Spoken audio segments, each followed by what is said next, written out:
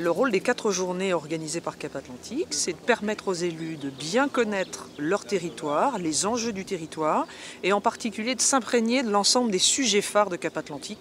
On a commencé le 13 par le SCOT, on a poursuivi hier avec les thématiques de développement économique, habitat et déchets. On est aujourd'hui dans le cadre de la journée liée à l'eau, et cet après-midi au marais salant, aux milieux aquatiques et à l'agriculture.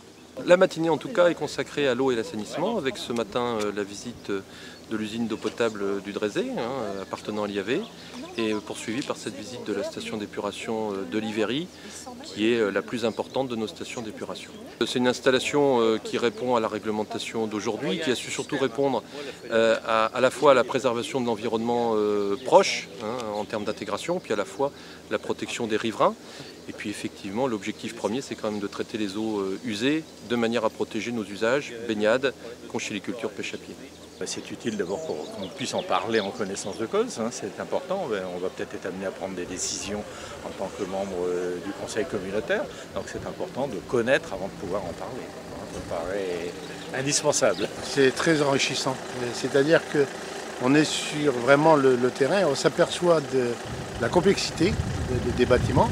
Et là on est sur le réel et là on s'aperçoit que effectivement il y a beaucoup de considérations sur chaque possibilité. Et je pense que ce n'est pas négligeable de faire le tour, de découvrir un petit peu l'ensemble de ce que nous propose Cap Atlantique.